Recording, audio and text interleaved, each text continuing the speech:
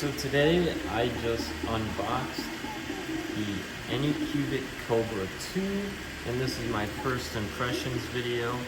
Now the first thing I want to talk about is the setup. The setup was a pain. It was probably the hardest printer I've set up since the Ender 3V2. You have to assemble the Z-axis, you have to put the extrusion head on there, and it just wasn't overall fun because the way they place their screws, if you go and watch that other video on the unboxing and setup, there's 4 screws on the back of this extrusion head and they're very difficult to put on.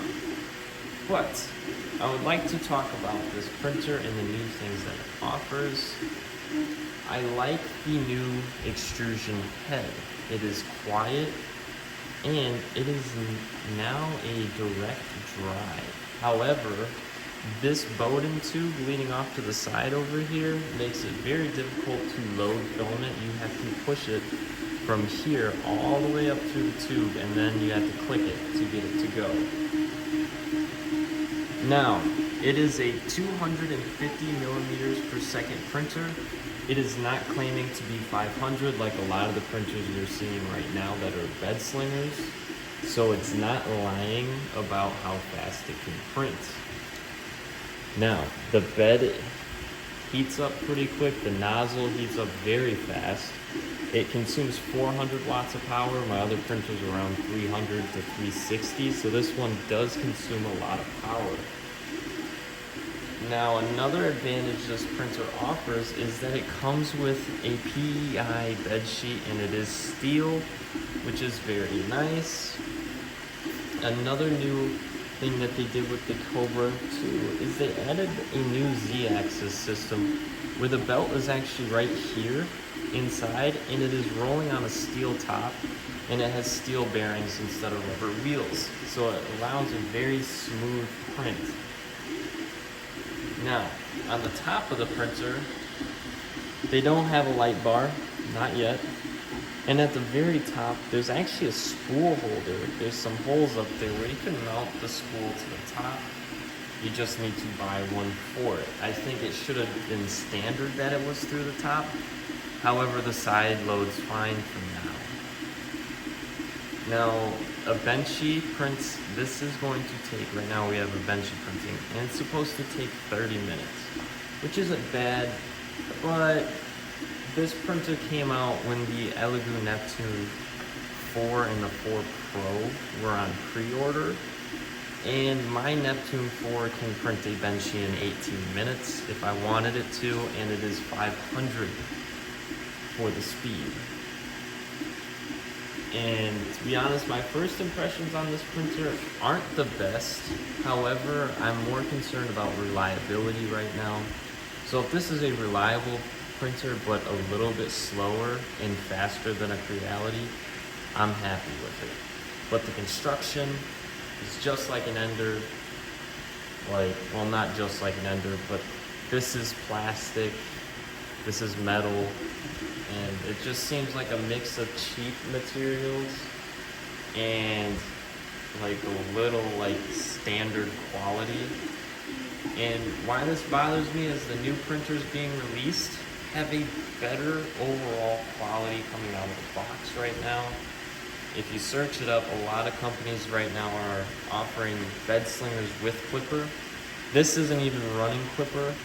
Anycubic has their own software. It's not even Marlin, and it says that you'll be able to buy it off, or not buy it, you'll be able to access their firmware on GitHub. So this is fully open source, which is very nice, so you can change everything that you like with it and don't have to have those running problems. Now, another thing that is very nice is it has a new leveling system. So this takes, I believe, 36 points of bed leveling, and it determines your Z offset. So you get a perfect layer, a perfect first layer every time, guys. And that is truly a great thing because bed leveling can be a pain. And there's not even any knobs if you look at it. So there's actually no bed leveling knobs underneath the printer like you would see on your standard Creality printer or an Elegoo Neptune.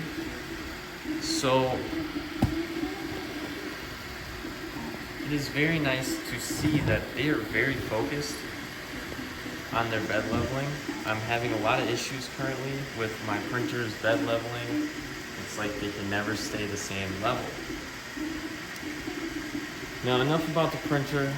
It's pretty standard, nothing too crazily new in my opinion, especially in these times. It's now August.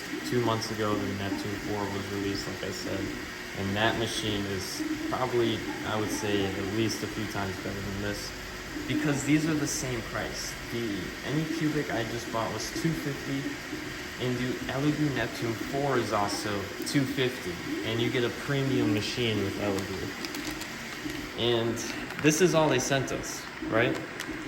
Usually we get a spatula and a trimming tool. We don't even get that anymore, but we did get a nice set of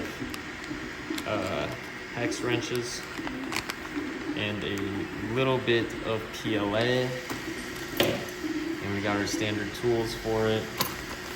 So we didn't really get anything in the box that is gonna help us with post-processing or taking the prints off the bed. So that is kind of a pet peeve I have. I like when I get my tools. Feels a little bit Apple-like to remove less and less from the box. So kind of annoyed that I didn't get those. I like my clippers. I break them a lot for some reason. One thing I am impressed with is the screen. The quality of this screen is very nice. Let me turn on the light so you guys can see it. It's a matte finish. It's very responsive. And it's funny because they have a printer, an actual paper printer for the printing symbols. And that is actually pretty funny. It's a funny gag, is what I would say. They also didn't even include a toolbox here, which is odd. I feel like they have a lot of space to do that because the motherboard isn't even, it's in the back. You can actually feel the heat coming off this printer. Now, if there's anything else that you guys would like to see on this printer, let me know in the comments below and I'll try to go over them. Like I said, this is just my first impressions video on this printer, like my first reactions to it. I'll probably have another update within a week or two about how well it's still doing. And I'll keep you guys updated on that. If you haven't watched the video of the unboxing, it's actually boxed very nicely, but like I said, setup, not fun. I did not enjoy it. It quite honestly made me mad at times because of how annoying they place their screws. They should take advice from other companies on where to do screw placement or attaching this extrusion head to the machine. But this is the Anycubic Kobra 2, 250 millimeters per second max speed. They recommend 150. Build plate is 220 by 220 by 250 for the Z-axis. So overall, it's pretty standard. To me, it's an upgraded Creality Ender 3 version 2. Happy printing, guys.